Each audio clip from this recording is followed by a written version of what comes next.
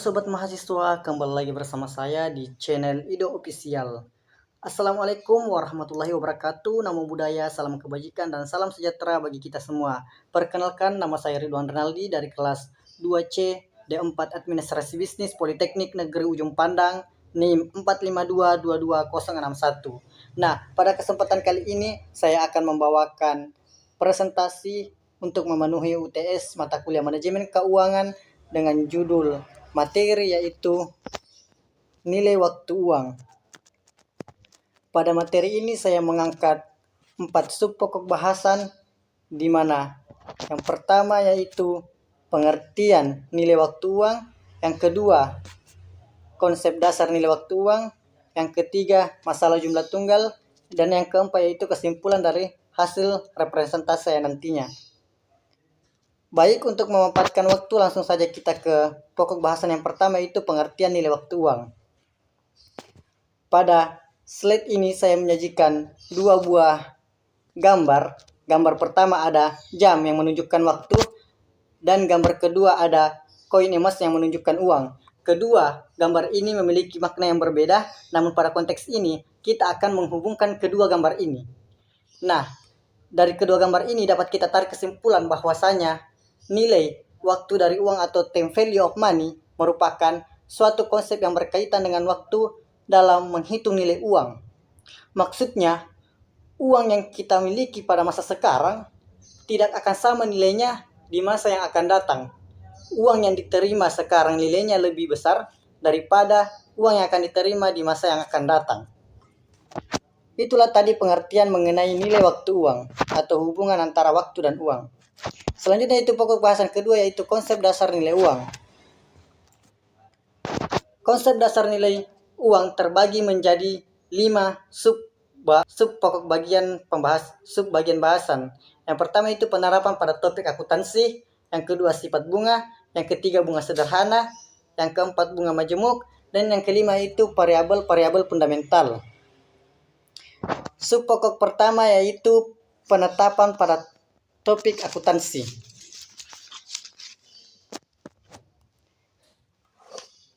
Ada wesel. Wesel yaitu penilaian piutang jangka panjang dan suku bunga 0. Yang kedua ada sewa, penilaian aktiva dan kewajiban yang harus dikapitalisasi menurut sewa jangka panjang. Yang ketiga ada pensiun dan pasca pensiun, pengukuran komponen biaya tunjangan pasca pensiun dari kewajiban tunjangan pasca pensiun. Yang keempat ada aktiva jangka panjang, yaitu investasi jangka panjang alternatif yang didiskontokan pada arus kas. Yang kelima ada kompensasi berbasis saham, yaitu pembayaran karyawan, eksekutif dan perusahaan yang memiliki ekuitas dan bisnisnya. Yang keenam ada penggabungan usaha, penentuan nilai piutang, utang, kewajiban, akrual dan komitmen yang diakuisisi, dana, pelunasan, dan kontrak angsuran. Sub pokok bagian kedua ada sifat bunga, pembayaran atas penggunaan bunga. Sifat bunga adalah pembayaran tambahan selain jumlah pokok untuk pemakaian uang atau pinjaman uang. Pembayaran atas penggunaan uang maksudnya bunga yang harus dibayar oleh peminjam kepada pemberi pinjaman. Dan yang kedua yaitu kelebihan uang yang diterima atau dilunasi melebihi jumlah pokok pinjaman. Maksudnya uang yang diterima atau dilunasi melebihi jumlah yang dipinjam. Pokok pinjaman dalam artian pokok pinjaman disertai dengan pinjaman plus bunga.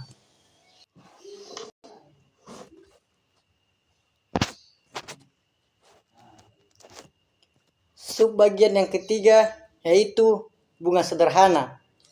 Di sini saya menggabungkan 3 contoh kasus sederhana bunga sederhana. Karena pada bunga sederhana memiliki rumus yang sama, makna yang sama, namun memiliki perhitungan yang berbeda. Jadi di sini saya mengangkat 3 sekaligus tata cara perhitungan, yaitu total bunga. Yang pertama itu total bunga, di mana rumusnya P kali I kali N. Diketahui di mana P pokok pinjaman, I suku bunga, N periode pinjaman. Diketahui pokok pinjamannya sebesar 20.000 dikali suku bunga 7% dikali periode 3 tahun. Jadi ditemukan hasil sebesar 4.200. Yang kedua yaitu bunga tahunan. Rumus yang sama Pi kali I kali N. Diketahui pokok pinjaman sebesar 20.000 dikali suku bunga 7% dikali 1 tahun periode pinjaman. Jadi ditemukan hasil sebesar 1.400. Yang ketiga itu bunga parsial. Bunga P kali I kali N, di mana pokok pinjaman 20.000 dikali suku bunga 7%. Nah, di sini terkadang seseorang menanyakan, Kak, di mana mengambil 9/12? Nah, untuk mengetahui 9/12 dapat dari mana, langkah pertama yaitu analisis soal kapan melakukan pinjaman dan selanjutnya diketahui berapa bulan dalam setahun. Jadi, pokok pinjaman sebesar 20.000, suku bunga 7%, dalam setahun itu 12 bulan. Kita lihat soalnya Maret, jadi 3 bulan. Kita kurangi 12 dikurang 3 sama dengan 9. Jadi 9/12. Di situ kita mengambil 9/12-nya. Jadi 20.000 dikali 7% dikali 9/12 sama dengan $1.050. Pembahasan selanjutnya yaitu bunga majemuk. Rumus untuk menentukan faktor nilai masa depan yaitu FPFN dikali I sama dengan 1 ditambah I pangkat N, di mana FPFN dikali I sama dengan 1 ditambah I pangkat N sama dengan faktor nilai masa depan untuk periode pada bunga I. N jumlah periode, I suku bunga untuk periode tunggal. Bunga majemuk compound atau Fisher value. Untuk menentukan jumlah periode dengan mengalihkan jumlah tahun terkait dengan jumlah periode perhitungan bunga per tahun.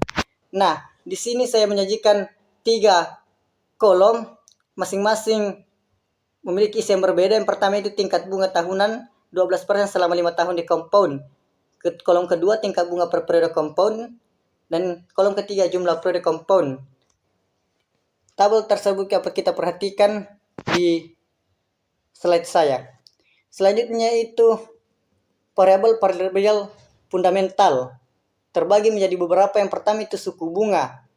Bunga yang akan dibayarkan, jumlah periode waktu yang diberikan, nilai masa depan, uang yang akan diterima di masa depan, dan nilai sekarang yaitu pokok pinjamannya. Selanjutnya kita masuk kepada pokok bahasan yang ketiga yaitu masalah jumlah tunggal. Pada masalah jumlah tunggal membahas mengenai nilai masa depan dari jumlah tunggal dan membahas nilai masa sekarang dari jumlah tunggal. Yang pertama itu nilai masa depan dari jumlah tunggal. Nilai pada tanggal masa depan dari jumlah tertentu yang diinvestasikan dengan asumsi bunga majemuk. Rumus FP sama dengan VF dalam kurung FPF N dikali I, di mana FP nilai masa depan, VF nilai sekarang atau pokok jumlah tunggal. FPFN dikali I sama dengan faktor nilai masa depan untuk N periode pada bunga.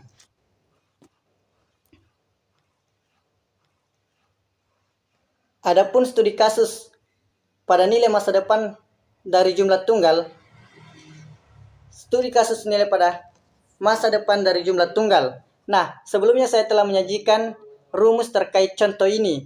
Jadi, mari bersama-sama memecahkan soal di bawah ini. Contoh soalnya, Renata ingin menentukan nilai masa depan dari uang sejumlah 50.000 yang diinvestasikan selama 5 tahun yang dikompon setiap tahun pada suku bunga 11%. Nah, kita ketahui bersama bahwasanya nilai sekarang 50.000, kemudian dikompon di setiap tahunnya sebesar 11% untuk periode 5 tahun. Jadi, cara kerjanya yaitu 50.000 ditambah 1 ditambah 0,11 pangkat 5 adalah 50 dikali 1,68506, didapatkan hasil sebesar 84.253. Nilai sekarang dari jumlah tunggal. Nilai sekarang dari jumlah tunggal yang harus dibayar atau diterima di masa depan dengan asumsi bunga majemuk. Rumus menggunakan rumus yang sama, di mana FP nilai masa depan, VV nilai sekarang atau jumlah tunggal, FPN dikali I sama dengan faktor nilai masa depan untuk N periode pada bunga. Nah, kembali lagi kita bersama di studi kasus nilai sekarang dari jumlah tunggal. Contoh soalnya, berapa nilai sekarang dari 84.253 yang akan diterima atau dibayar dalam 5 tahun dengan nilai diskonto 11% yang dikompon setiap tahunnya. Soal studi kasus yang tadi dengan contoh soal sekarang tidak jauh berbeda, namun di sini kita mencari nilai masa depannya. Jadi 84.253 dikali 1 dibagi 1 ditambah 0,11%, yaitu 84.253 dikali 0,59345 didapatkan hasil sebesar 50.000. Itulah tadi kedua contoh soal dari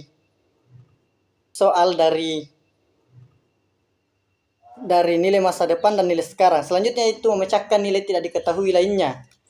Contoh soal, pemerintah Kota Makassar ingin mengumpulkan 70.000 untuk pembangunan monumen veteran di alun-alun kota. Pada awal tahun ini, pemerintah tersebut menyimpan sejumlah 47.811 di dalam dana Murial yang mendapatkan bunga sebesar 10% dikompon setiap tahun. Berapa tahun yang diperlukan untuk mengumpulkan uang sejumlah 70.000 dalam dana Murial?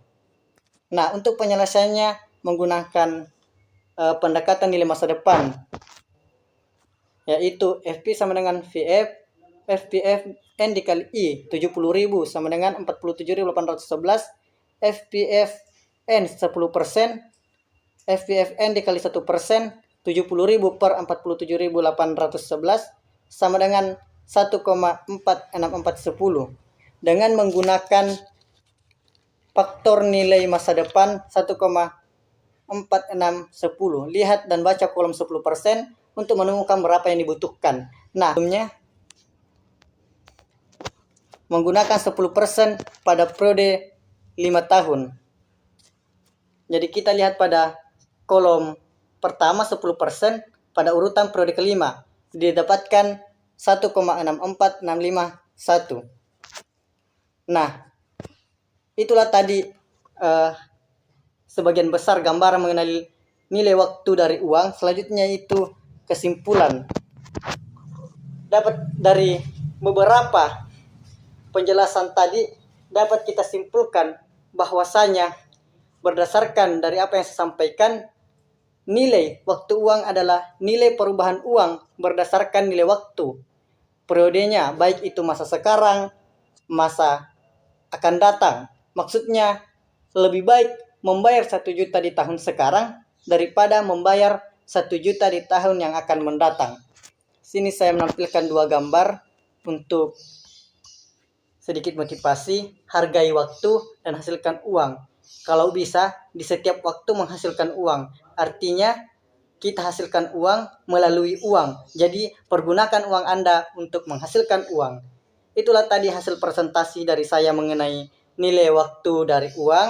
Mudah-mudahan kita dapat memahaminya. Apabila ada yang ingin ditanyakan, silahkan komen di kolom komentar. See you next video.